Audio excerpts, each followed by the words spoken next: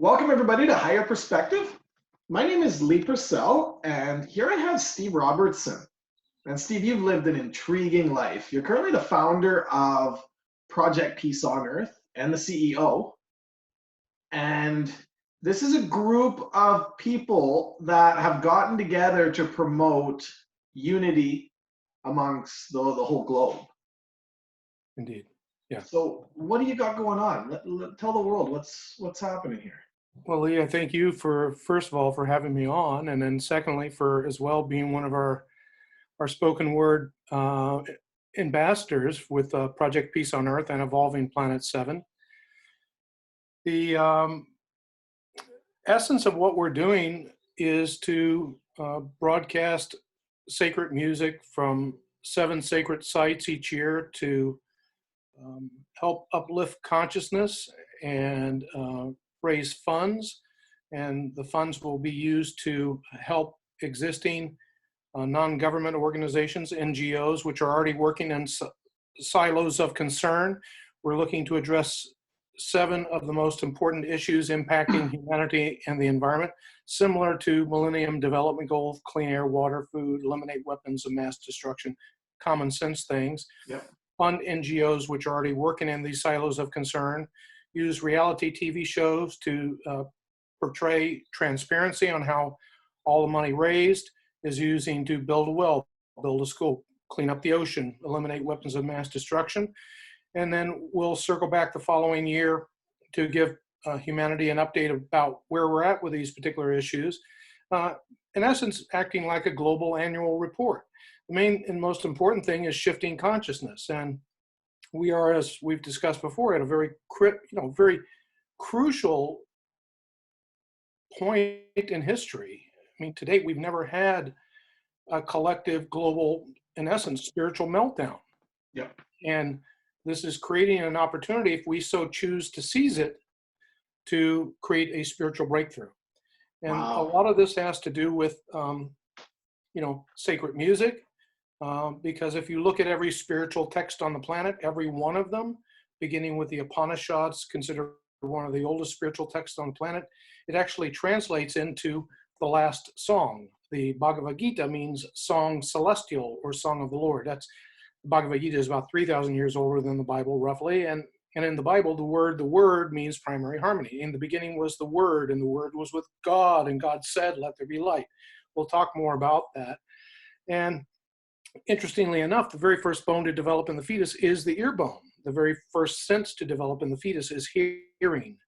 The music is the last sense that goes when you die.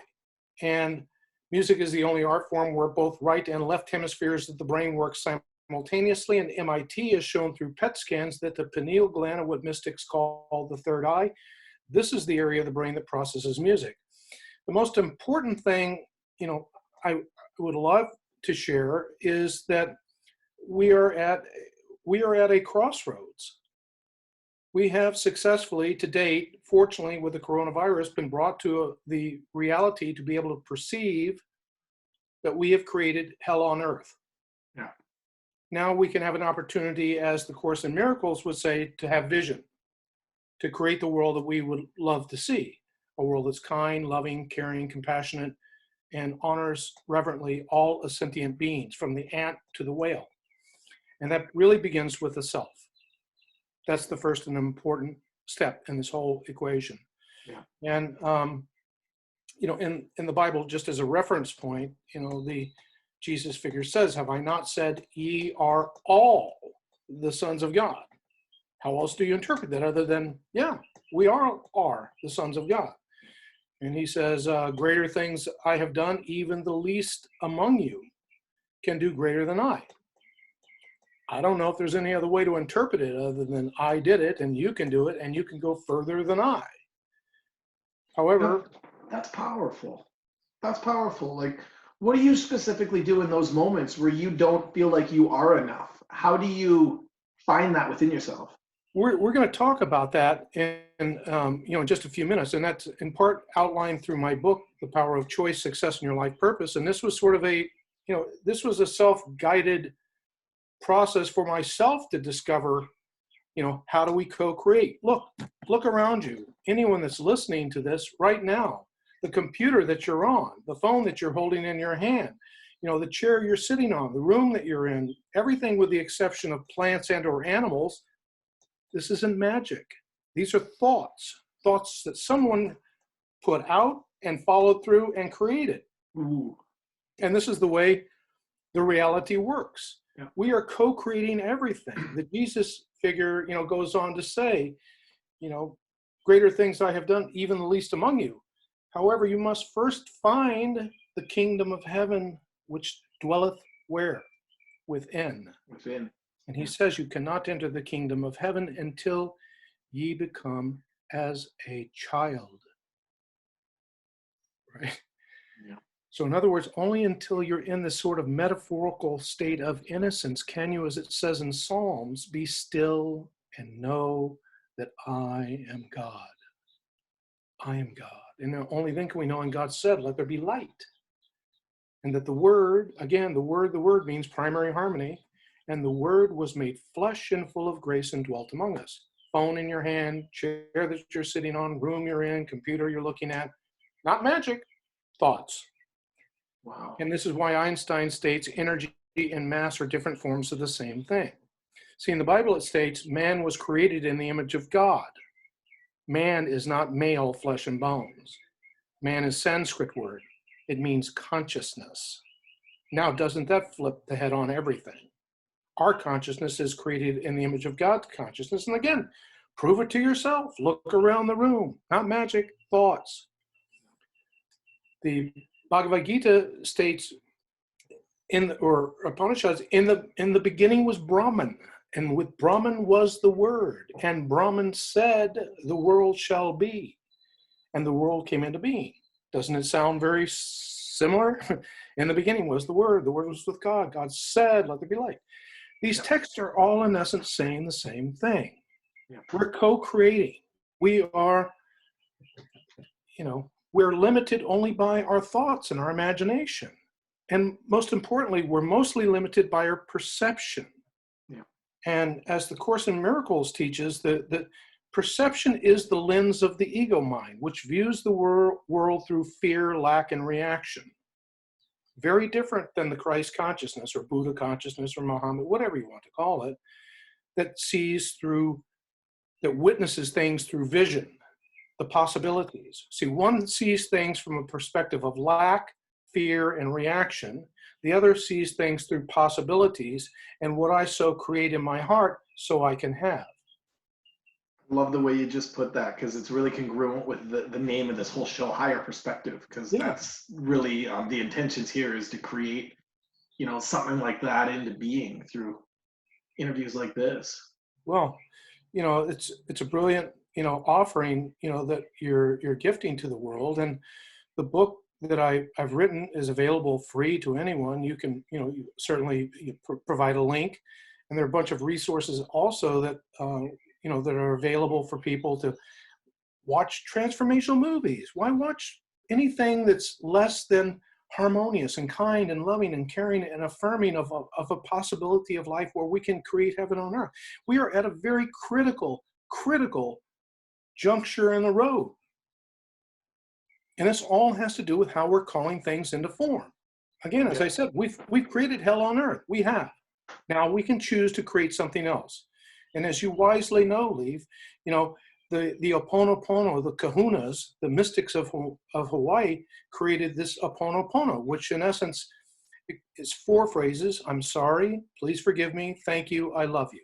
Yeah. Right? And these 4 phrases basically proclaim that we're at cause of everything.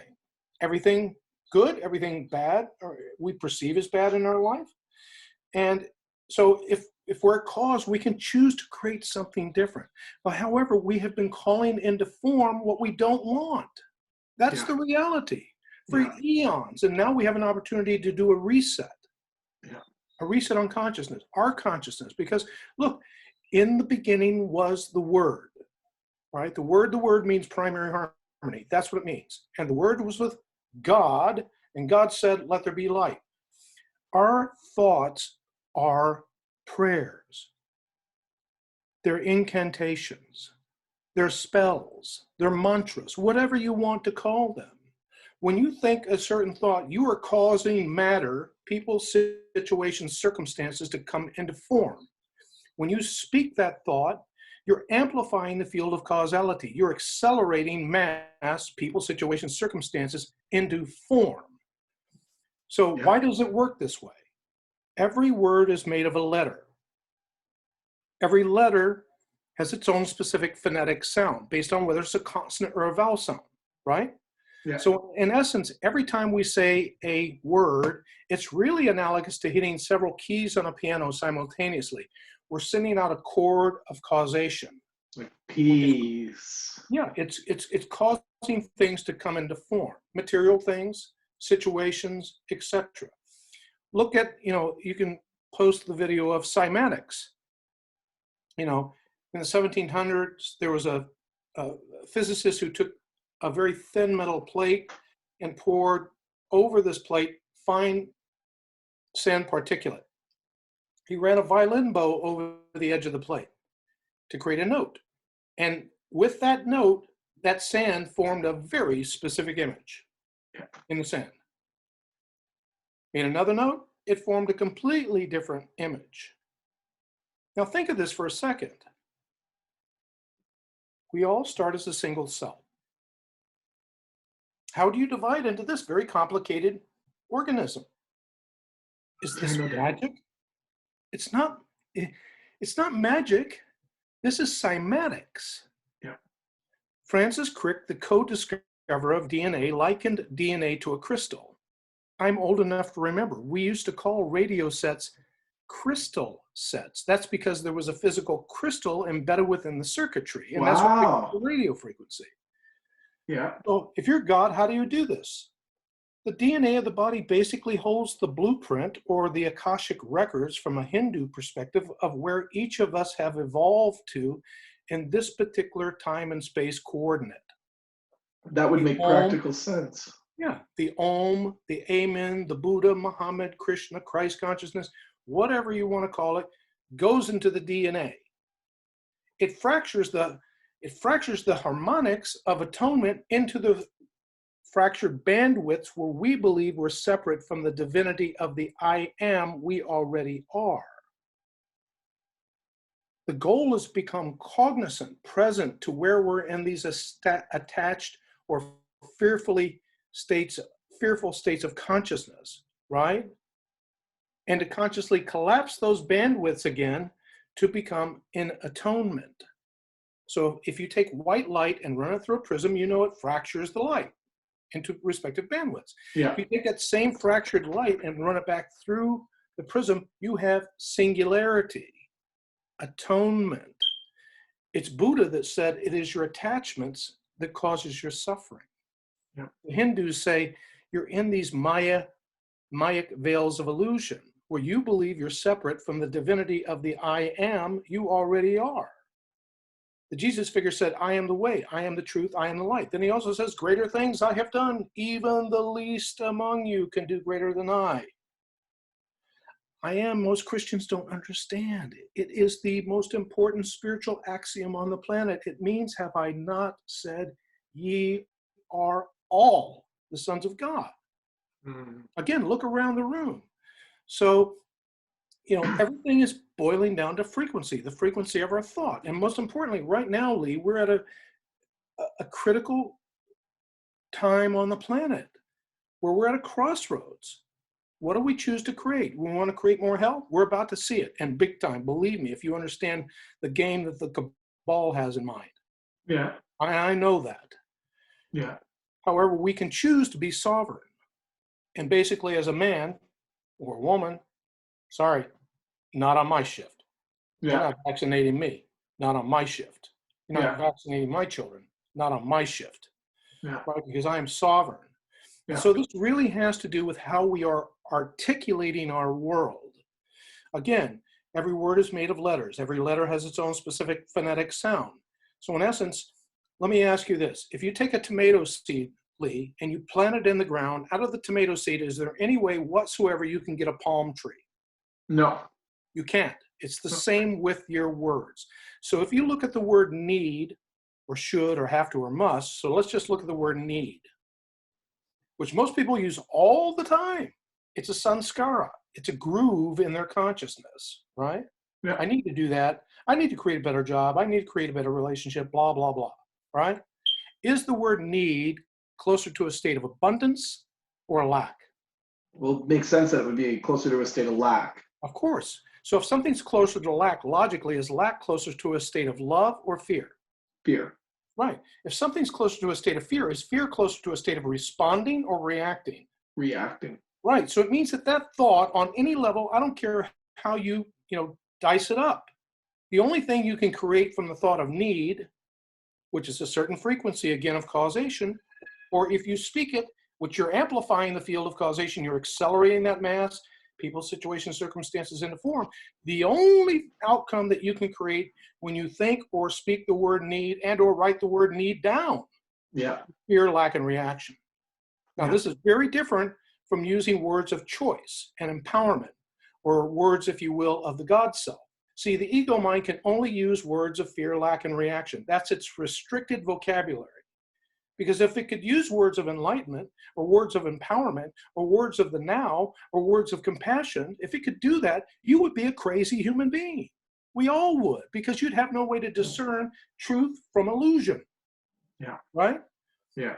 So again, as an example, I'm wearing a blue shirt. So Lee, say to me, Steve, you have a blue shirt on. Steve, you have a blue shirt on. I know I agree with you. You said, no, I agree with you. Oh, you got that, eh? Yeah. So say, Steve, let's meet over, at XYZ place to have a cup of coffee. Steve, let's go meet over and have a cup of coffee. No, I'd love to do that. No, I'd love to do that. So is that congruent or incongruent? That's incongruent because you're saying no. Right. And this is the way we have co-created our planet. Yeah. See, the Native Americans say you have picked up the hot rock of pain and suffering. Yeah. All that's required is you turn your hand over and let it go. Yeah. And that's always available. Always, 100% of the time. But if you don't let go of that hot rock, the universe will not pour into your cup if it's already full. Now, what about when you become aware of these concepts, right? And I noticed, like, especially in myself early on in like my spiritual journey, there was this fear of saying the wrong thing, then creating the wrong thing into being. Like, actually, oh my God, I'm scared. I'm gonna, use an affirmation that doesn't serve my highest joy, my highest purpose, that doesn't create the best thing into existence. And then it's like I'm making a different choice out of this fear of this choice, which then then I get afraid that I'm going to amplify my own fears. How do you step through that? Let's just take a look at the basic, tenets of the book that I put together, which you can offer for free to anyone, called The Power of Choice, Success in Your Life Purpose. The book is broken into 3 chapters. Discernment is the first, discipline is the second, and discipleship is the third.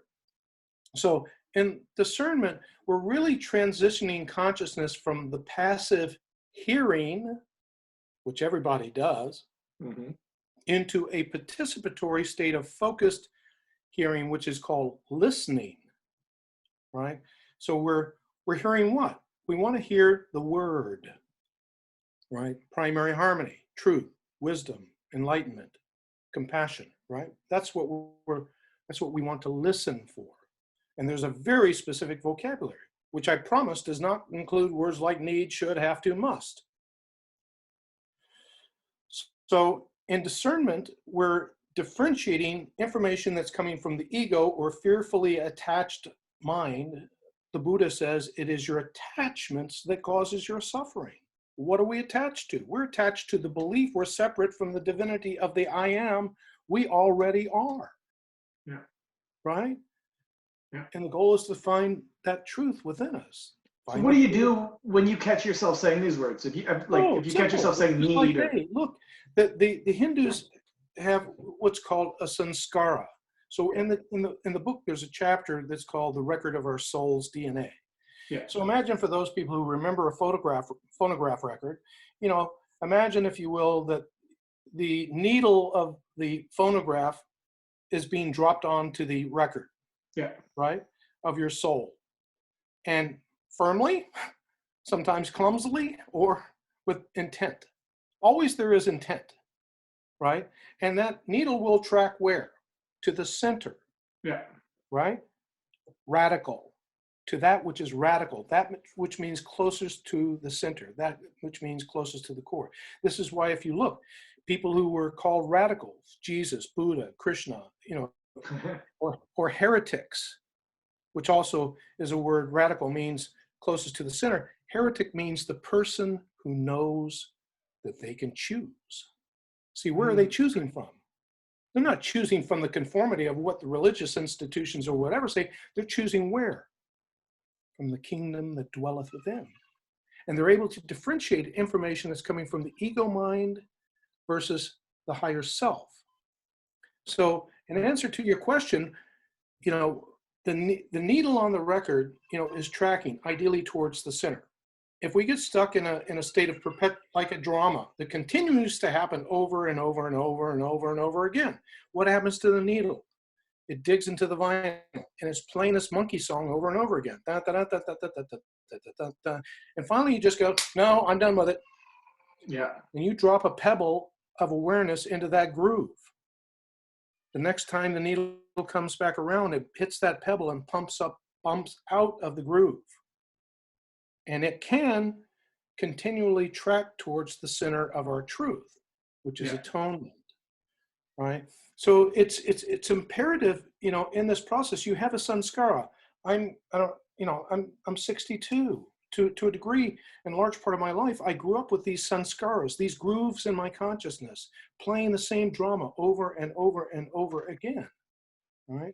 We can disintegrate these dramas which cause us suffering by using the Hawaiian Ho'oponopono. I'm sorry, please forgive me, thank you, I love you, when we note it. And as soon as we have a word that comes out sideways, unconsciously, and see, the goal is to become a yogi. The yogis move information from the suppressed subconscious, which is operating in fear, lack, and reaction, and it moves that information to the surface. Yeah. Where we can see it in the now. Yeah. And now we see it in the now, we can make a choice. Is that information, is it serving me, or is it causing me drama and suffering? Yeah. And again, the ego mind can only use information that causes drama and suffering. So each time you pick the needle, you put a pebble of awareness into that groove, right? In essence, like the old, Wizard of Oz, you're in essence throwing water on the Wicked Witch of the West. I'm melting, I'm melting, I'm melting, I'm melting. And that voice becomes less prevalent in your mind. That's the identity that's living in fear or feeling restrictive or feeling lack or feeling need. That's the Wicked Witch. Exactly right, Lee. Yeah. So, with that in mind, the next D is discipline. So the first D is transitioning consciousness from hearing the word into listening to the word. And listening means paying attention in the present moment. Not with your mind over here, not with your mind over here, or not with some do loop that you got going on. I can't stand the way my dad talked to me, my mom treated me, or what, or way up, right? The drama. It's stepping into the present moment of stillness and quietness and love and kindness.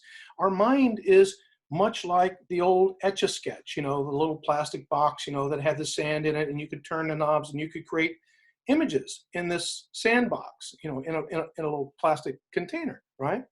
And our mind is like this all the time. It's writing nonsense, ego mind. It's writing scribble all over this. And if we don't use meditation to still the mind, then we just end up rewriting over the nonsense and over and over and over and over, and we're just lost. Or we get into drugs or alcohol or whatever. Any sort of addictive behavior causes this. So meditation is key. And so there's a chapter in the book on meditation, and it's real simple. Sit upright, put your hands at your hip, and you just breathe in through your nose, hyperventilate. Do it, check your medical, status and such, but breathe in through your nose like this. It's called breath of fire. Do that 110 times. Yeah. And the next thing is you're going to hum 110 times. You can do it like this, or you can put your hands over your earlobes and push them into your ear. And what this does is it synthesizes both right and left hemispheres of the brain. Breathing through your nose, breath of fire, brings oxygen into your brain. Breathing through your mouth brings less oxygen, right? Yeah. And then the last thing you're going to do is just, put your hands at your hips or at your on top of your knee, upright, Yeah. and you're just going to breathe through each chakra. There are 7 chakras. You can describe them if you wish later, and you're just going to breathe in. I am, I am, I am, I am, and then I'm saying it out loud, but you would do it inwardly, Yeah. and then you're going to go through each chakra like this, all 7 chakras until you get to your crown chakra, and then I have a prayer that goes, Father, Mother, God, beloved friend, Christ Jesus, Buddha, Krishna, Muhammad, Yogananda, saints and sages of all religions. Thank you for watching over, protecting, guiding, directing, bringing your love, peace, joy, safety, complete health and healing and prosperity to all my friends, family, and relations, and myself right now. Amen. And guide my every thought, word, and action so that I live as a disciple of your divine loving truth and compassion and care and forgiveness, so that we bring healing to our planet here, to each person in humanity, and throughout the universe. That's my prayer. That's cool. Or not, doesn't matter. And so when you do that, then your mind is clear. And I recommend, the first thing you do in the morning before you do anything, don't turn on a phone, don't talk to anyone. Do your meditation first, and then do your prayer, whatever your prayer is. Take mine or modify it, whatever. Yeah. Write your own prayer down that brings you into grounded a sense of your purpose and integrity, right? And then before you go to bed, do it again. Don't talk to anyone. Don't turn on the phone. Do your prayer. This way you're cleaning the Etch-a-Sketch. And just ask, Father, Mother, God, guide me. How do I be the miracle that you want on this planet of love, kindness, care, and compassion? What is my role? And the book is really about this. It's called The Power of Choice, Success in Your Life Purpose. It's about guiding people to find their life purpose. So that D, that second D, discipline, is transitioning consciousness from listening, from hearing the word to listening to the word. And D is trusting in the word, right? And then the last D is discipleship. And that's simply acting on the word. See, on this first D in discernment, we're differentiating information that is valuable and kind and loving and caring. Will God ever say to you, hey, you're a real idiot, and what a loser you are? Or, will God ever do that? No. God only speaks to you Yeah. in kindness and in care and compassion, with great love, and just like embracing you like the divine being, cradling you in their arm of just, we love you exactly where you are. Yeah. Now, what about somebody that's gone through like a lifetime of suffering? How would they be able to trust that, what you're saying right now? Okay. First thing to do is take responsibility. Ooh, that's huge. That's huge. Look, do you think things just show up in your life magically? No, you're a cause. You're a pono. You're calling everything into form. Yeah. And look, Yeah. sometimes a person that has experienced extreme drama, or as the great Sufis would say, the person that's at addiction and bottom out and near suicide or has some dramatic, they are this close to enlightenment. Because at that stage, you're at the place of the I don't know. Mm. And at the place of the I don't know, you are, as the Bible proverbially says, knock and the door will open, seek and ye shall find. Wow. You are like, show me what my life mission is. Yeah. Why am I here? What is my purpose? What can I do to contribute to making the world a loving, kind, caring place? See, when Einstein would come home from school, his mother, apparently never said, did you make good grades today? She said, did you ask good questions? Yeah. And we are not, unfortunately, with our consciousness in the samskaric groove, we're not asking good questions. So encourage yourself to rise above and ask these great questions. What can I do? I'm in a conversation with someone. What's the wisest, most caring and loving thing that I can say? Yeah. Sometimes the wise, still voice within may say, be still. let them speak, and you listen, be present with them, right? Other times it may give you an insight. Like my insight when I was 18, I was a professional, I was racing motocross. I was an expert. I wanted to become a top pro. And I just kept saying, how can I do it? How can I do it? How can I do it? And I was driving my van. And one day these words came through me so profoundly. I said, I got to pull over and write this down. And it said, limitations are bound only by the mind. The mind is bound only by our perception of those limitations. So the bottom line is, in regards to this, is if I believe I can't do something, guess what? I can't. Because the universe says, you're right, we agree with you. Yeah. And if you say, I can do something, no matter what it is, no matter if it seems impossible, the universe goes, we agree, you can. And there's enough people now that have proven this, hey? Time and time again. Like you, I'm bulletproof. I mean, you had your own amazing story of going from like a beer belly truck driver guy to, really choosing to wake up, consciously wake up. Some people, we have incidents that occur, some near-death experience or something traumatic or whatever it is. That's a wake-up call. Like, okay, pay attention. Mine was at age 28.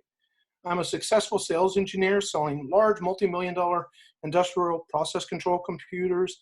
And my job and my fiance dumped me in a 24-hour period of time. I'm like, whoa, man, I'm lost. Hands off the I'm not in control. Yeah, and see what happens is, contrary to what we perceive as the helpful thing, when a plane is literally in a spiral like this, out of control, pilots know, do what?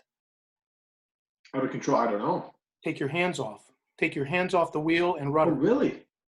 And then the plane naturally stabilizes. But we don't. We want the instinct is to grab and try and hang on. Grab and control, right? Yeah. So when they're in these states like I was, and I was like, my life was spun out. I had lost my job, home scale of stress. I lost two of the most significant things, job and income and the significant relationship. And I was lost. I was totally lost. I read a book called The Game of Life and How to Play It by Florence Shen, written in 1924, my first metaphysical book. And like you, I know, Lee, I mean, the genius of your poetry is profound, and you're listening very carefully. You are, I can tell, to this small, still voice within, as the Quakers would say, right? You're listening to the kingdom of heaven within. You're listening for these words, which are like harmonic with how to inspire and how to empower people, right? Yeah. And so I read that book and I said, gosh, I've been thinking this stuff all my life. And she said, if you could do anything in the world and there were no limitations, what would you do? What would you love to do the most? And I said, I am lost. That's the most important question anyone will ever ask. I remember the quote from the Bible, knock and the door will open, seek and you shall find. Yeah. I said, I'm going to knock on that door of heaven until my knuckles are bloody. I'm going to know the answer to this question. So I kept praying through my depression and everything else. And I said, why am I here? I've always been asking this since I was a little kid. Yeah. Why am I here? What's my purpose? What's this whole thing about? It's not about, making lots of money or having sex with as many people or eating wherever you want or having a big home. It's not about that whatsoever. Yeah. This is about, asking, why am I here? What is my purpose? What can I do to contribute to making the world a better place? I don't know how it shows up in your life, but I promise when you ask that with ferocious knocking on the door, I demand to know. You will be given information, and you've been given information all your life. Your job is to connect the dots so that you get to this point where you wake up in the morning every day and you're like a little kid with goosebumps on your tippy toes. It's Christmas. You get to open the present, and the present is who? You. You are the present. You are the gift to our world. The Course in Miracles says the salvation of the world depends on you. It depends on each of us to wake up. Yeah. And so when I kept asking, and when one day in the room it said very loudly, music. I said, music? What am I supposed to do with that? I'm not a musician. But my expertise was that I love this sort of inspirational new age music. I didn't even know what to call it back then. I just knew I got goosebumps. It made me cry. I knew something was special. So I spent 10 years, 11 years almost, writing a thesis paper on the effects of music and consciousness, Yeah. so people could understand what this is all about. See, music is the most, of all the arts, well, William Kindler says, music of all the arts is the perfect art because it strikes the soul without the aid of the intellect. Yeah. Confucius went so far as to say, if one desires to know if a kingdom is well governed, if its morals are good or bad, the quality of the music furnishes the answer. The Sufi master Hazrat Inayat Khan says, people say that the soul, on hearing the song of creation, entered the body. That's wild. So But how do in you, reality, yeah, he says, the soul itself was the song. And then he goes on to say, there's no greater way to attain spiritual enlightenment and awareness than through music, if only the music is rightly understood. So if you're feeling, you go to a lot of these concerts, a lot of nightclubs and stuff, and you're just feeling this boom, boom, boom, boom, music, even at Burning Man, this music is coming from the lower chakra. Power, domination, control, sexuality, not sensuality, sexuality, right? And so look at Michael Jackson. Years ago, he did this beautiful halftime show at the Super Bowl. Heal the World. He did that song, Heal the World. yeah, Oh, total goosebump moment. Then next song, he just goes into his crotch grabbing thing and all this sort of stuff. And Oprah called him on her show and says, hello, have you lost your mind? There are like 50 million people watching the show, many of them young, impressionable children. You're grabbing your crotch like a crazy person. And he said verbatim, he says, I don't know why it happened. It happened subliminally, and my music compelled me to do it. That's a powerful message, hey? So look, I'll give you another example. In 1987 or thereabouts, I lived in Houston, Texas. Houston had, at that time, the highest crime rate per capita of any city in the United States. An artist, Jean-Michel Jarre, a guy that does music like Kitaro or Yanni or Vangelis, who did Chariots of Fire, was doing a big laser show on top of a big skyscraper, and they were going to play his music simulcast or a radio station, etc. 1.5 some odd million people showed up to see that event. They were all over the city, Yeah. right? And this music is this music of the spheres, if you will, right? And the police reported the following day, they only had 3 arrests out of 1.5 million people in a time when Houston had the highest crime rate per capita, and the streets and sanitation people said, we were blown away to see people taking their garbage and stuffing it in their coolers and taking it home with them because the garbage cans that had been set out overfilled. Now, so what does it tell you about this music? See, I believe that there are certain musicians, right? Let me frame this. There's a great film called Copying Beethoven, where the actor Ed Harris plays Beethoven, and it's about the relationship he has with a woman. It's a platonic relationship that is scribing his music, hence the name Copying Beethoven. And so in the film, he's a very dismissive and a moderately abusive human being. This very lovely woman he has a platonic relationship with that's just attempting to assist him. So one day, out of shame and guilt, while they're alone, he says to her, what's the deal? Why do you take this from me? Stand up for yourself. So he was tired of his own abuse towards her, right? And so she started to weep. And she says, I do this because I hope by being in your presence one day I might be able to write great music like you. And her words so sincerely move him that he sits with her at the table, much like you and I are now, and he wants to share with her the volition through which this music is occurring. And he says these words. He says, the vibrations on the ear are the breath of God speaking to man's soul. Music is the language of God. We musicians are as close to God as man can be. We hear his voice, we read his lips, and we give birth to the children of God who sing his praise. That is what musicians are. Wow. And if we are not that, then we are nothing. And that's why these great musicians, as you may or may not know, Beethoven, Bach, Chopin, they would write at the top of their compositions the Latin initials AMDG, Ad Mortium de Gloriam, for the greater glory of God. So when we have musicians like we have selected for this large global concert we're doing to broadcast sacred music from these sacred sites, Yeah. musicians who are not like, how can I cathartic my latest bad relationship or whatever, through their music. It's like so boring, but how can I be in prayer? Oh, Father, Mother God, let me be the space through which your divine grace will touch and transform, the heart of humanity. Yeah. When you have musicians that are praying like that, they are bringing down the music of the spheres. And when you hear that music, you get the goosebumps. You're brought to tears. You have an epiphanal moment. It shifts the DNA of your body, the antenna of your body, from being on scrambled signal back into atonement. Yeah. When we are able to listen to the word, which is always kindly, graciously, compassionately guiding us to live our best and understand that we're co-creating everything. And if we've co-created a life today that doesn't work, at any moment we can just take the hot rock that we've been picking up and carrying and suffering with, and just as the Native Americans say, when you're in the sweat lodge, all you have to do is turn your hand over and let it go. Yeah. Let go of the hot rock. And also be clear, the ego will say, look, you don't want to let go of that hot rock. You could end up with a rock that's even hotter, and won't that be even more miserable? And you can go, gosh, thanks, that's a really good piece of advice. I won't let go of this hot rock.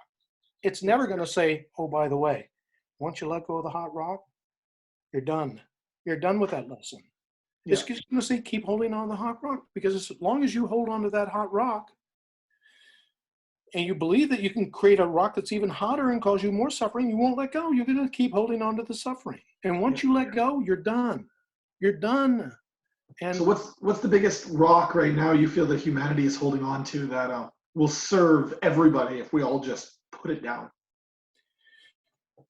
We're not powerful enough to proclaim our sovereigns as co-creators, and to get very clear about what we do want to create. When you say claim, do you mean claim within? Of course, that's where it begins, right? See, in Joseph Campbell's In the Hero's Journey, the hero will leave the village of conformity. We are in de facto the village of conformity. We're all adhering to this nonsensical wear your mask and all this stuff. When people find out what's really going on, I don't know. I don't know what's going to happen. Okay. But I know when we proclaim that sovereignty within ourselves and say, I am, and begin to clearly create what we do want. See, in the hero's journey, and that's what we're all on. We're on a hero's journey right now, all of us. Yeah. We've created.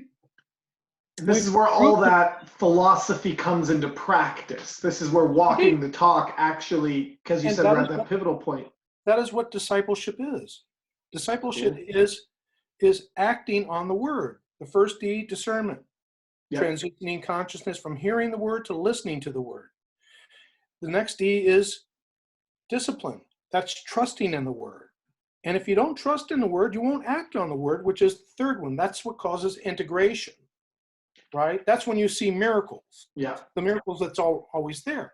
Yeah. So right now, everything going on earth, if I choose right now to see this as the greatest gift given to humanity, and this is actually helping us evolve into a greater world right now. To go within, to be still, to go within and really ask, why am I here? What is my purpose? What can I do to contribute to making a world of kindness, love, care, and compassion that works for any and all? As I've said before to you, Lee, every monstrous, horrible thing on the planet to date, and please everyone hear me, to date is occurring because people are doing what Jesus said. Love thy neighbor as thyself. This is the whole problem. Mm-hmm. We are loving our neighbors exactly how we love ourselves. And we love ourselves horribly. So until I can find kindness and care and compassion for myself, all I can do is project my craziness onto you, or onto the animals, or onto Mother Earth. It's an inside job. Greater things I have done. Even the least among you can do greater than I. If you first find the kingdom of heaven which dwelleth within, which you cannot enter until you become as a child. Only in that metaphorical state of innocence can you, as it says in Psalms, be still and know that I am God.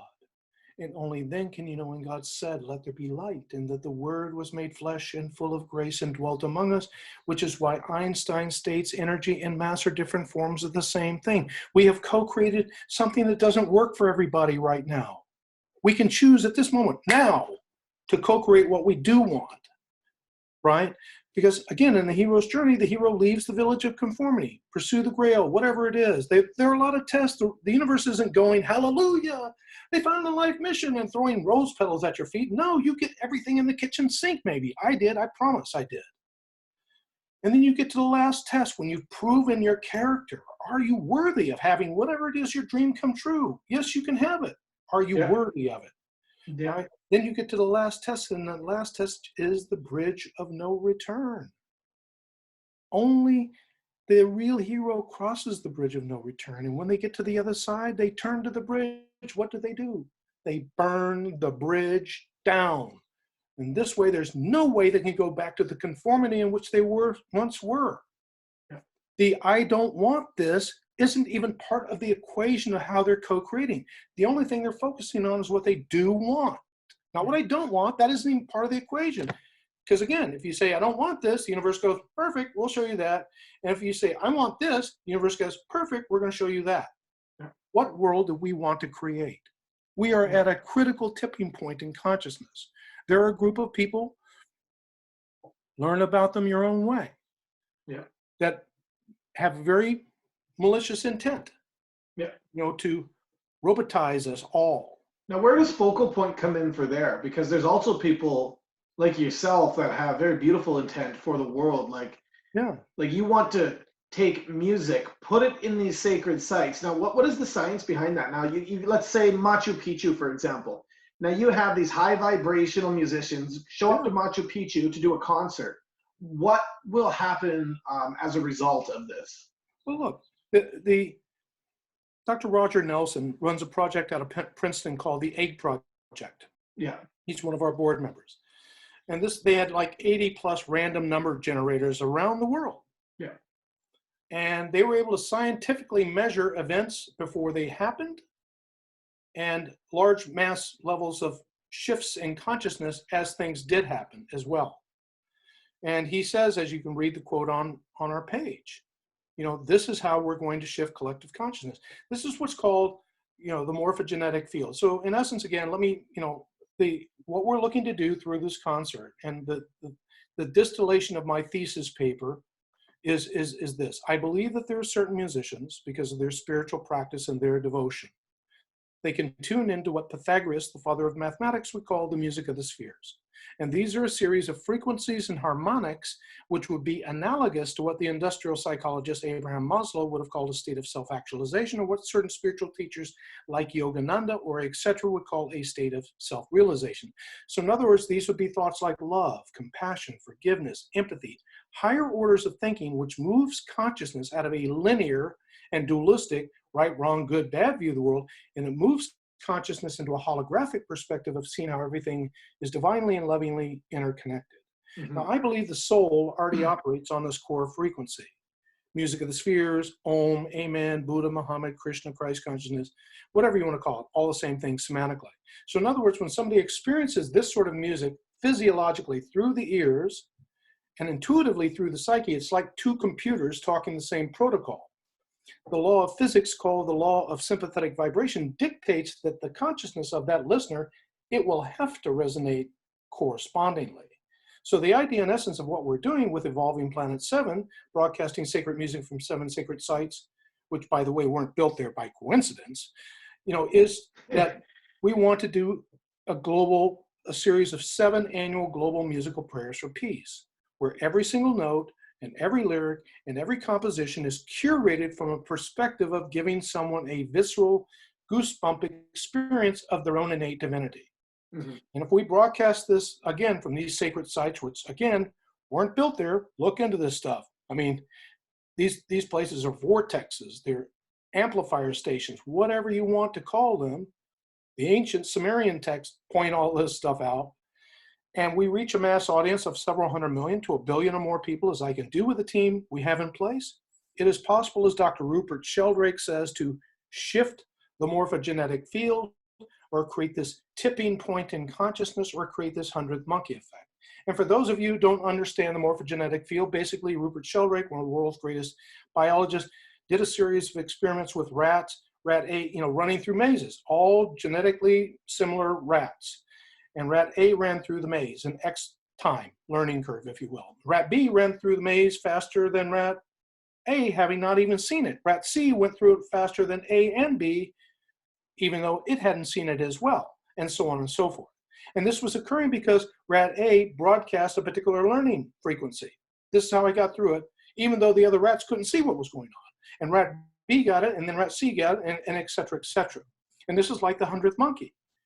They took, back in the 50s, I believe it was, they were anthropologists studying how monkeys were interacting with one another. They decided to take sweet potatoes, dump them onto the beachhead. Those sweet potatoes were moist.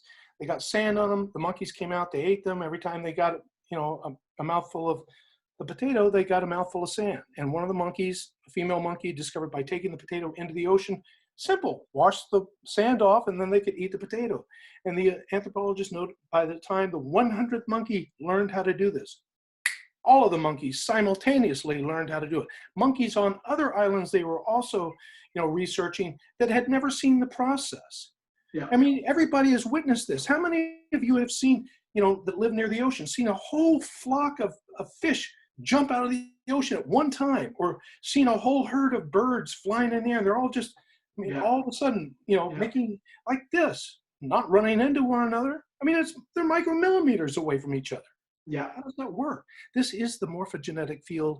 I mean, this is like when you're sitting around, and all of a sudden this name pops into your head, and all of a sudden that same name, that's the person calling you on the phone. You think that's magic? No, this is the way it works. Yeah. Yeah. It's the way it works. See, in the book Mutant Message Down Under, clear or not, it's about a woman who was a doctor and went on a walkabout with a bunch of Aboriginals, right? And she got off the plane. They're walking around buck naked in the middle of nowhere, right? Yeah. The tribal leader sends a scout out way ahead of them to find food, water, where they're going to sleep, and etc. And she's watching this whole thing throughout the day. They finally catch up with the scout. She goes to the scout and she says, "Looks like you're communicating telepathically with the tribal leader." And he said, "Yes, of course. You can too. But you have lies in your consciousness. See, the universe will not pour into your cup if it's already full with lies. I can't do this. I'm not possible. I'm not good enough. Those are lies, right? And to the degree that you can drop that hot rock, see, the universe will not pour into your cup if it's already full. Mm-hmm. It won't waste energy.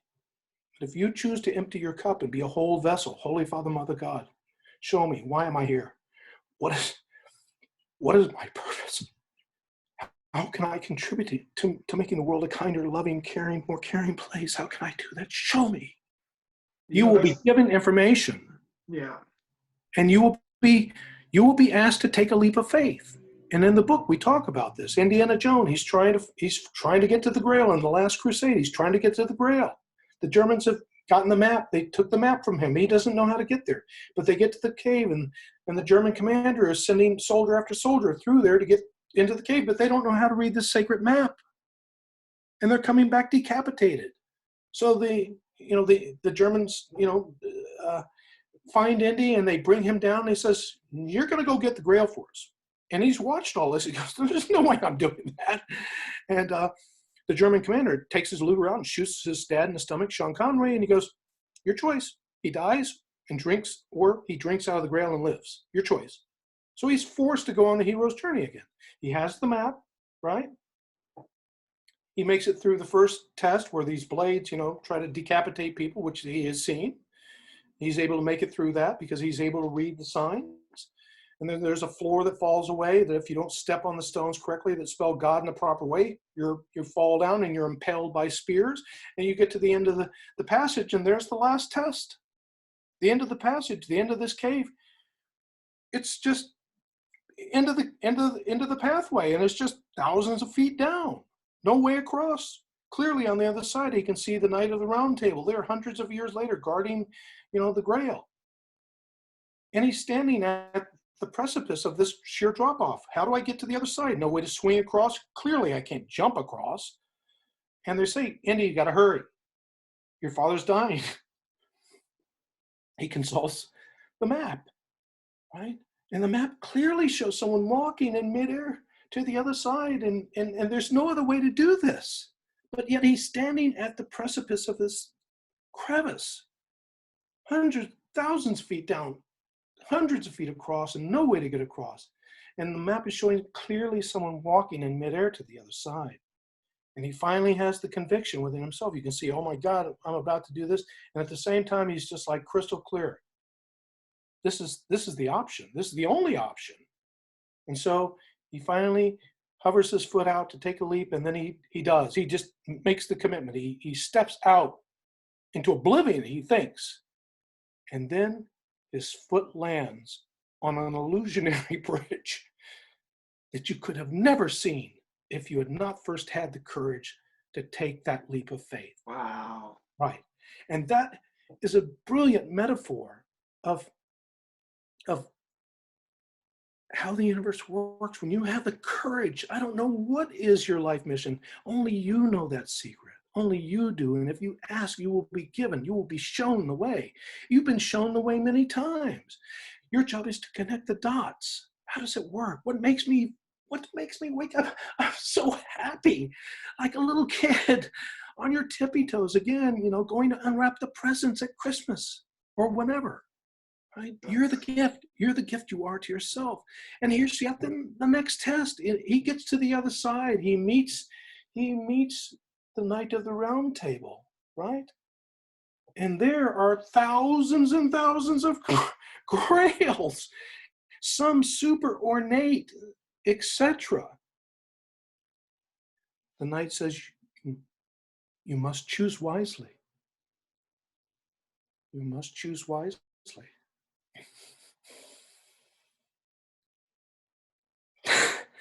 Because if he chooses the wrong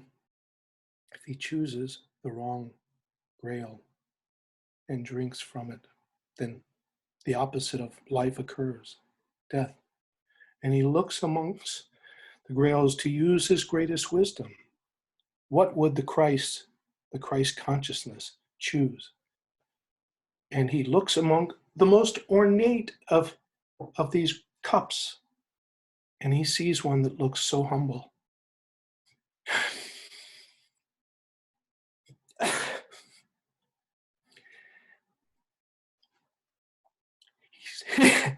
He selects that one. The knight says, you have chosen wisely. So when the Sufis say, when you're at a place of bottom out, when you've tried everything you possibly can on the external, you're brought to your knees in the humble state of,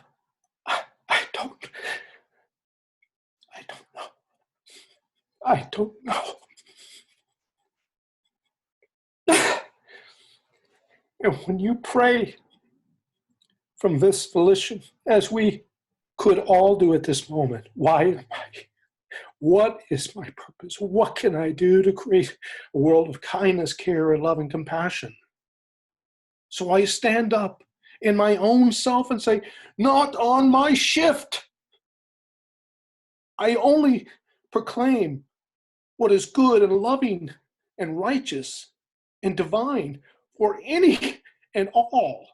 When we stand like that, as a man, as a woman, as a sovereign being, knowing I am co-creating this whole thing, and I can co-create the planet of love and kindness and care and compassion and heaven on earth, because I have rightfully claimed heaven on earth within myself. Then we will see our world that works lovingly and kind for any and all. Homelessness will go away. Veterans with PTSD, they will be healed and forgive themselves for the atrocious things that they've seen and or inflicted.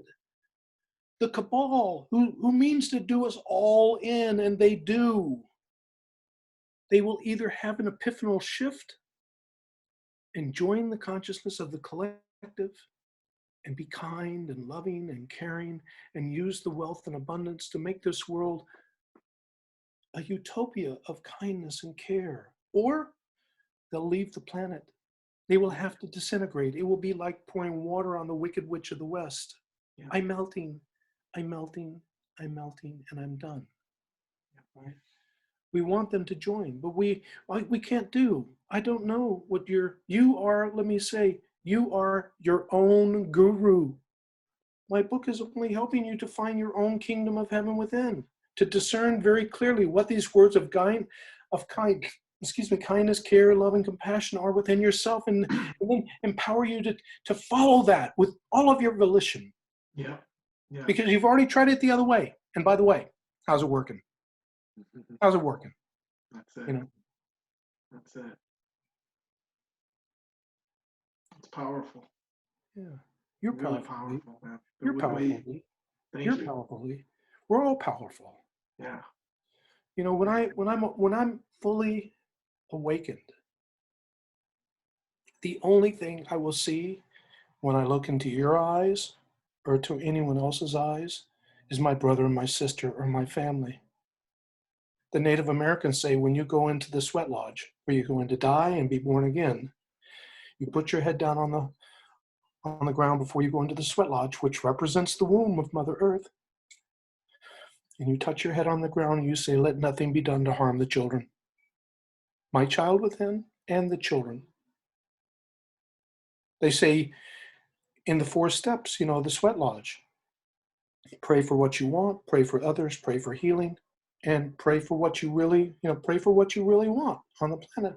But in order to have what you really want, it is imperative for you to be very clear about the hot rock you're holding in your hand that's precluding you from holding now the vessel of your greatest dream and prayer come true. That vessel, that prayer will not be answered if your hand is full of the hot rock. And once you choose courageously to let go of that hot rock, whatever it is, someone that's hurt you, wounded you, your parents, an alcoholic parent, or a bad relationship, or whatever. And once you choose to let go of that hot rock and forgive it, I'm sorry, please forgive me, thank you. Then your hand is free to receive the gift, the prayer that you have asked for, right? Amen. Let it be so. Amen. That's absolutely incredible. Wow. That's going to inspire a lot of people listening to this. That's really cool, Steve. It's really appreciated. I'm so honored. And this isn't just like theory. You're backing all this up with science. You're quoting people, and also like your proposition to bring this music to these sacred sites. This isn't just blind faith. You've already done some incredible stuff. Tell us a little bit about Bethlehem. Like, what did you do there? Oh gosh, I when I was a little kid, 8 years old, my dad was an aerospace engineer, and he was a nuclear physicist. When we moved from California to a little city called Friendswood, Texas, and I'll give you just a little slight backstory on this. I was absolutely, when I got to Texas, I was just single-mindedly focused on playing football all the time. I just loved it. And one day at recess, when I was 8, I was running the football, little Quaker established city, 1,500 people roughly, and about roughly 15 miles away from Clear Lake City, where NASA was, where my dad worked on the space program. And I'm running the football. I wasn't big like I am now, but no one could tackle me this particular play. And I crossed the goal line. I felt this sense of invincibility within me. And at that moment, I saw everything stop, literally stop, like the Matrix stop. I saw everything 360, above, below, simultaneously. I had a sense I was, my charter, my role, etc., whatever. I didn't even have words for it. That I was going to play some role in helping to facilitate peace on the planet. I didn't have any concept about all this stuff. Yeah. And then the next thing I knew, I appeared like multiple miles in the sky, free falling like a parachutist into what I now know as Manger Square, Bethlehem. And it was as real as we're sitting here right now. Like right now. And it went away. I didn't know what to do with that. I never told anybody about it. I knew it was sacred, and I knew I could also perhaps end up in a rubber room. Yeah, no doubt. Something like that. So I just went on about my business, and I had a wake-up call at age 28 where I had the meltdown, and then I read the book, The Game of Life, and it said, if you could do anything in the world, no limitations, what would you do? And I said, wow, most important question anyone will ever ask. And I said, why am I here? What's my purpose? It said music. And I said, music? I don't know what to do with that. And I was just totally crazy about this new age music. This gave me goosebumps, made me cry. It just made me so happy. And then I said, okay, my mission will be to move this music out into the world. I didn't know why. I just knew I knew it was different than anything else. Next thing I know, I'm backstage with Guitarro. Next thing I know, I'm having dinner with Yanni, and on and on and on. And this was all pointing me towards Palestine. I didn't know. So anyway, I worked for 20 years to pull off our first event. Many times I was about to throw the towel in. Hey, thanks so much. I mean, you sure I got the right roadmap here? Because I'm broke. I spent everything I owned. Everything I own. I was eating free bread at a coffee shop. If I had $1, I was happy. I would sleep on people's couches. I made a lot of money, and I said, in the Bible it says, seek ye first the kingdom of heaven, which is within you, and all else is given unto you. And I believe this unconditionally. I believe this, and I walked this path, and I am bulletproof in this path. So I just kept being pointed towards Palestine. I didn't think anything about it. And I was able to secure from the highest levels, Ministry of Tourism, the mayor of Bethlehem, the governor, permission to do a free concert there, in Bethlehem, on Christmas Day. Imagine. Wow. Most important place on the whole planet, right? Yeah. From a Christmas perspective, from a Christian perspective. Right? Absolutely. Which is huge. It's mainstream. Yeah. So I had a vision. I was given a vision to do 4 initiatives. This is what Spirit told me to do. Love all, free all, forgive all, to unite all. So in November of, my friend John Quickly and I brought, in November of 2011, just a month before we were going to do our concert, 1,000 Palestinian refugee children, UNRWA refugee children, to the base of the Mount of Temptation in Jericho, where Jesus was to have stayed for 40 days and 40 nights. And we had those children form the image of the Picasso peace dove, and then spell the words love all, and then spell the word love in Arabic. And we filmed that image aerially. It went around the world. Unbeknownst to us, the UN had a contest of sorts, and that image was selected as one of the 49 most iconic images in the history of the UN out of some 800,000 images. Wow. And then so we used, we spelled love all in English and then love in Arabic, right? Yeah. And we filmed, the kids forming the Picasso peace dove. And then a month later, on Christmas Day in Bethlehem, we did our first large-scale concert with Fox Lima, the lead singer from Enigma, Gary Nicholson, 2-time Grammy-winning Texas Hall of Fame singer-songwriter, Yogananda devotee, Hani Nasser, and Joanne Shenandoah, Grammy-winning Native American singer. Yeah. And we had Rutger Hauer, before he passed, did a video for us, and Peter Joseph and I that did the film Zeitgeist. We showed how, in this film, how Jesus and Buddha and Krishna and Muhammad and Lao Tzu are all saying the same thing: be loving.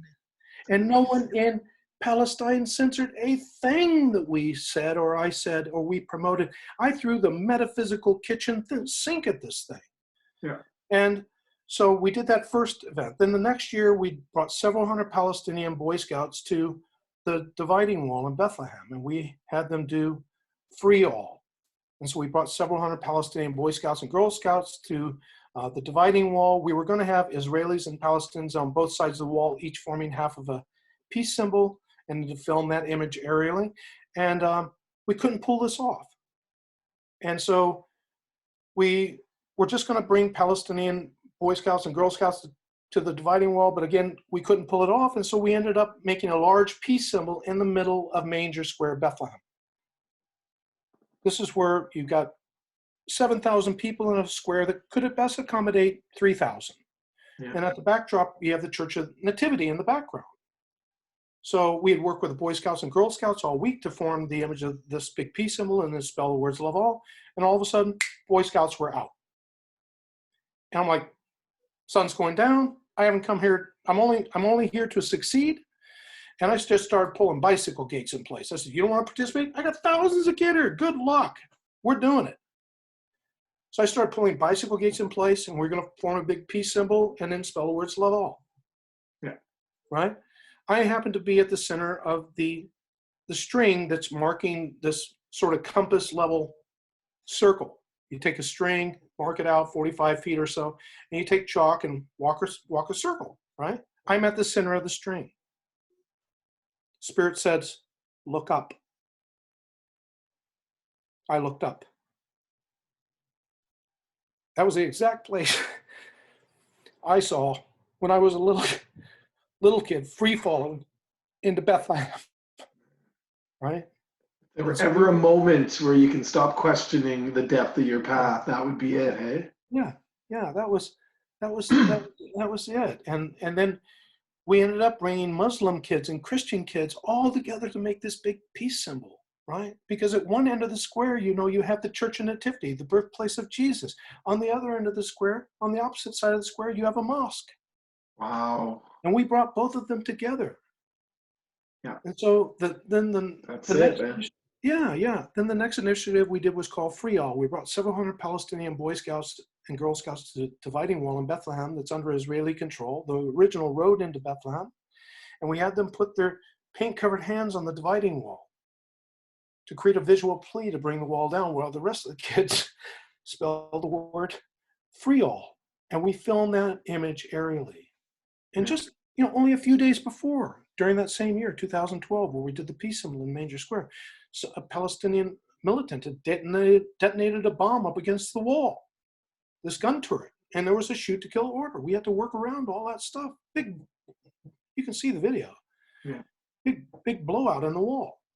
And so we're having the kids spell the words free all, right? Where the rest of the kids have their hands on the wall. These kids have never touched the wall. Never, ever. Wow. Yeah, the wall would be the scary thing, their whole existence. Then I'm told, because I couldn't see it, I'm told by, all of the mayor and the governor and all the stuff that's there watching from the outside, that the Israelis who have a gun turret at the top, bulletproof glass, they actually, for the first time, rolled that gun turret up.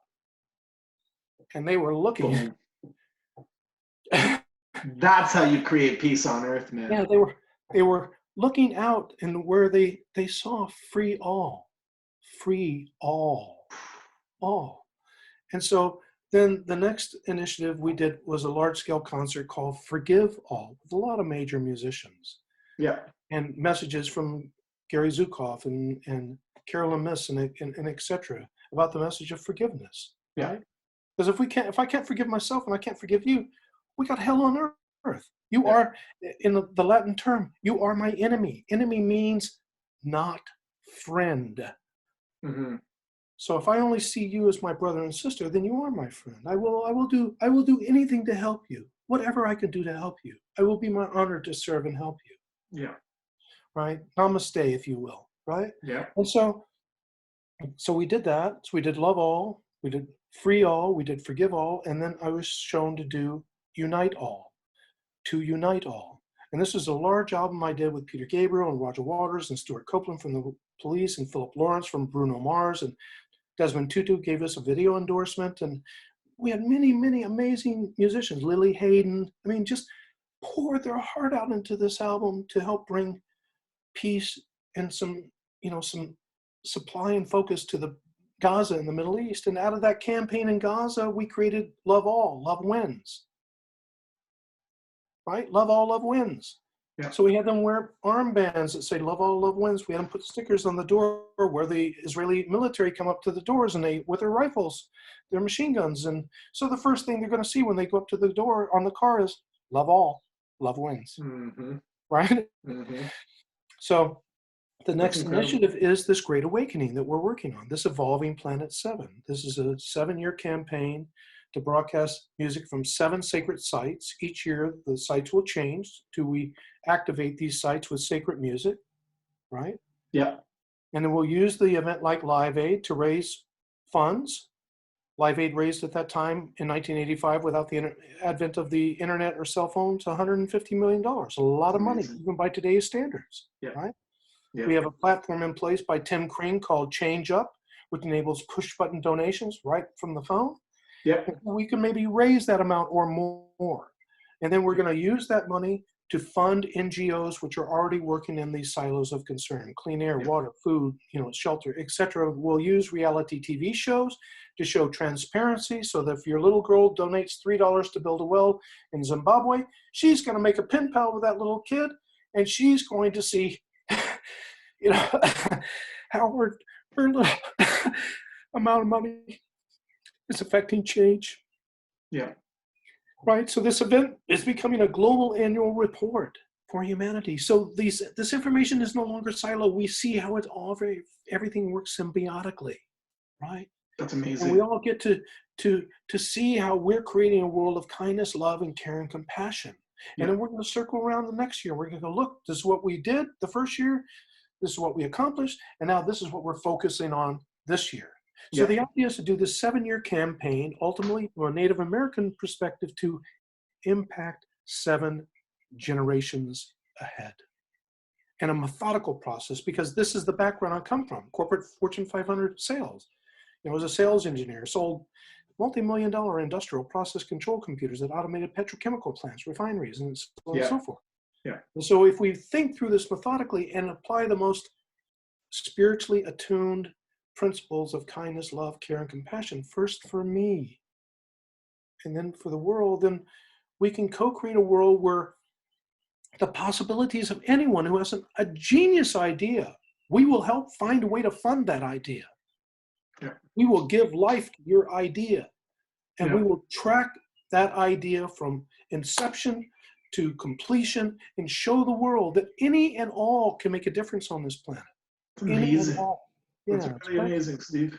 Oh, thanks. If somebody vibes what you're saying, like, what can they do right now to help you launch this initiative?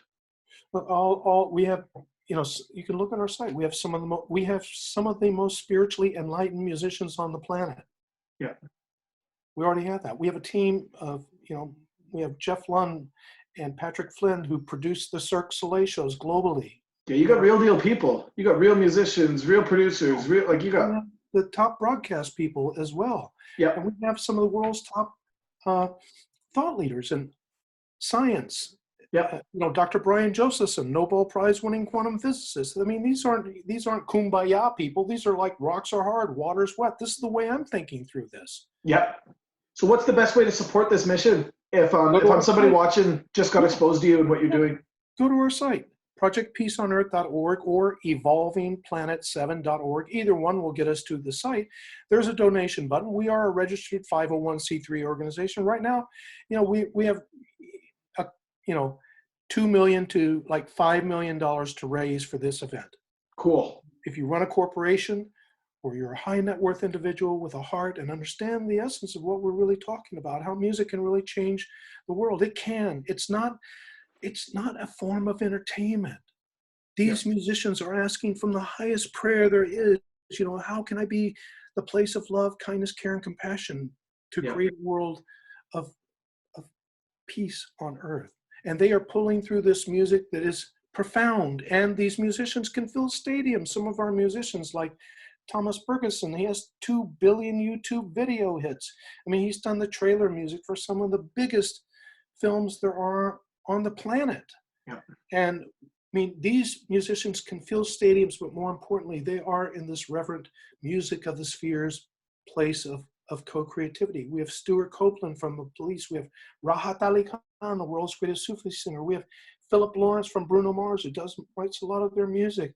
I mean, but these people are here. They're in the heart. Right?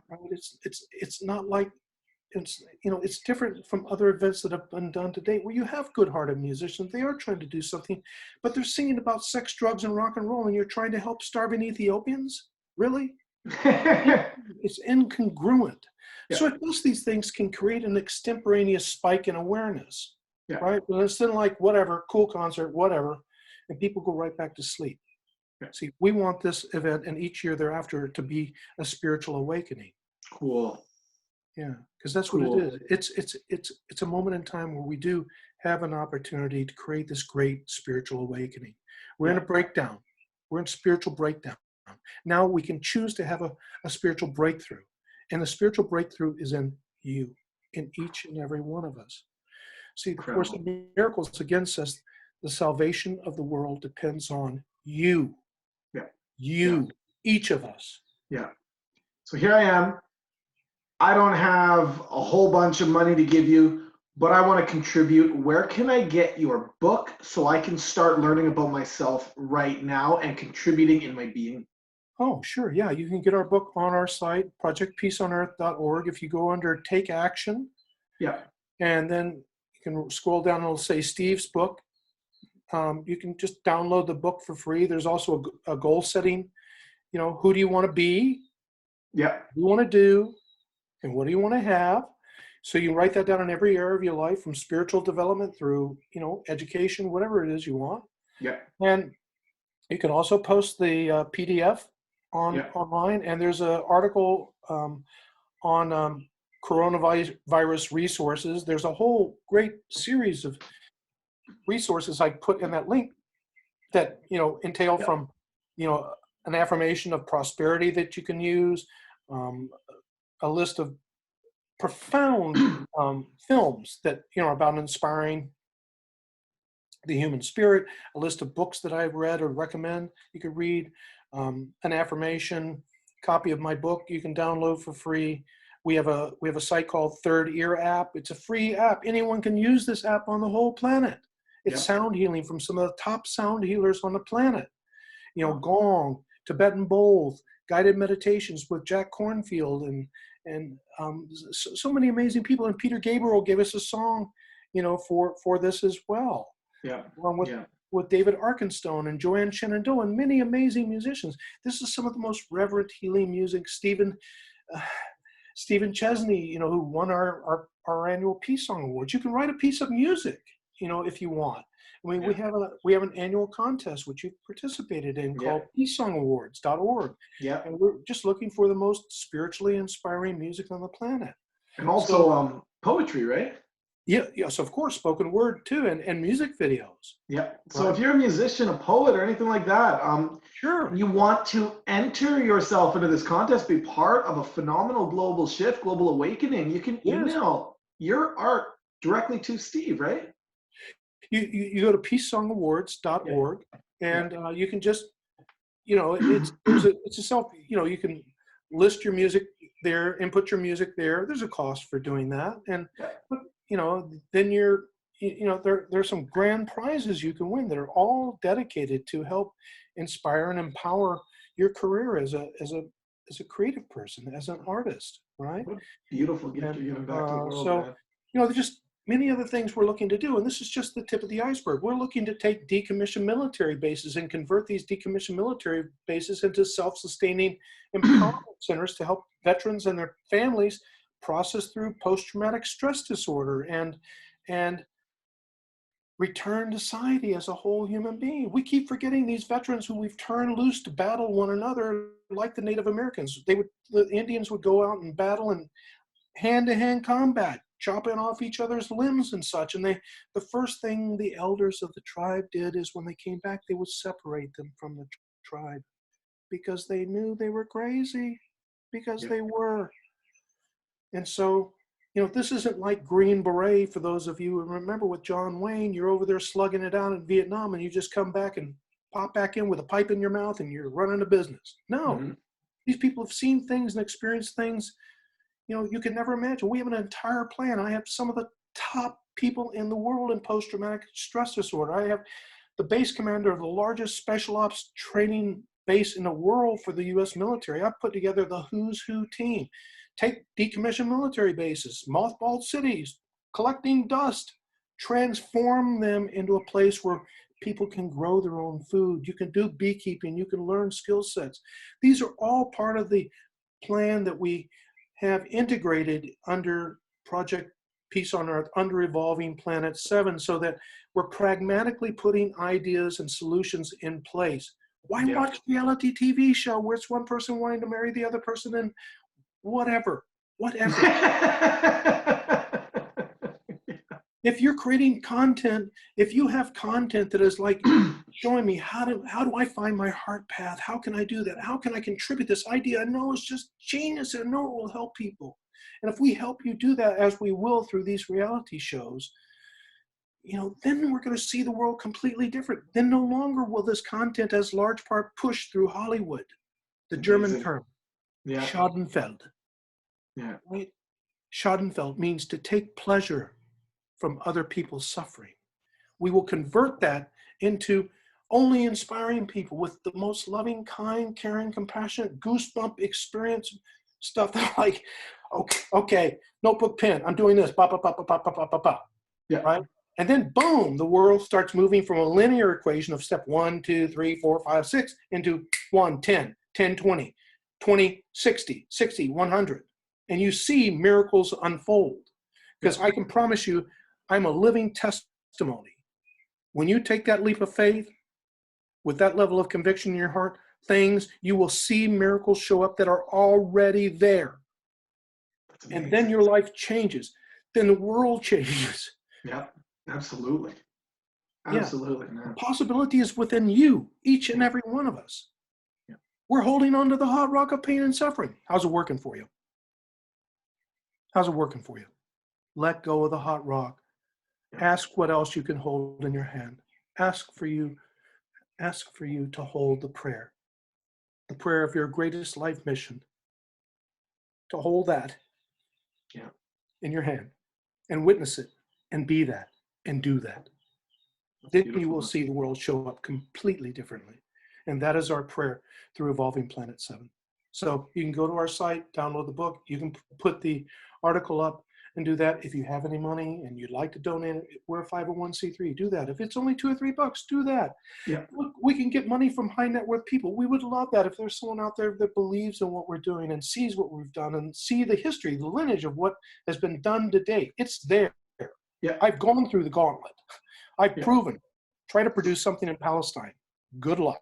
So there's somebody right now with, they got a big company, they got a huge budget for just specifically donating. Yeah. You said all they got to do is go to your website?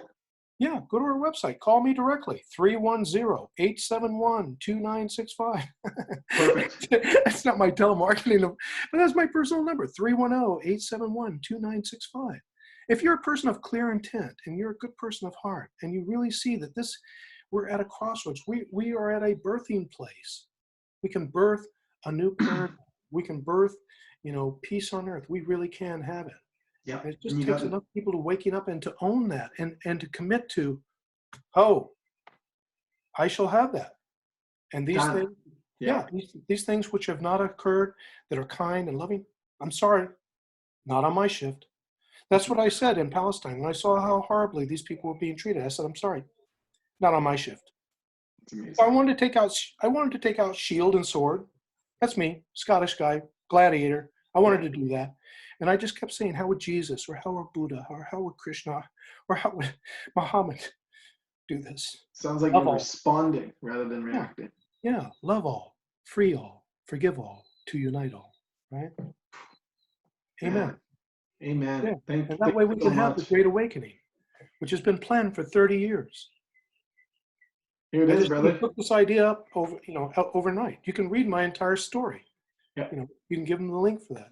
Yeah, absolutely. Chronicles the whole thing. What I've done. I pulled this off.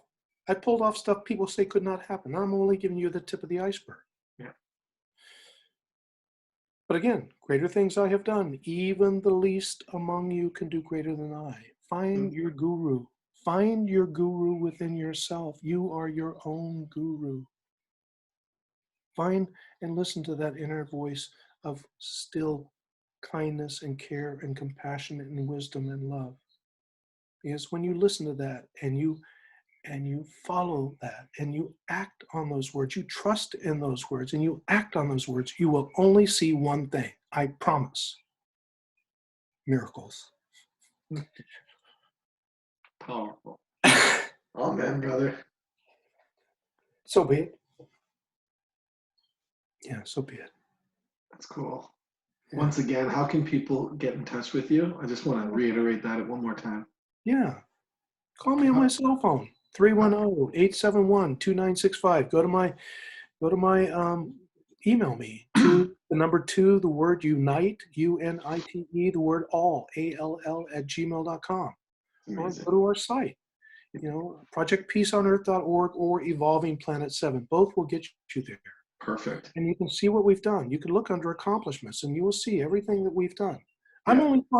I'm following only the breadcrumbs that God has, Spirit has guided me to do. And I can tell you, it wasn't the universe going, hallelujah, trumpeting horns and rose petals at the feet. No.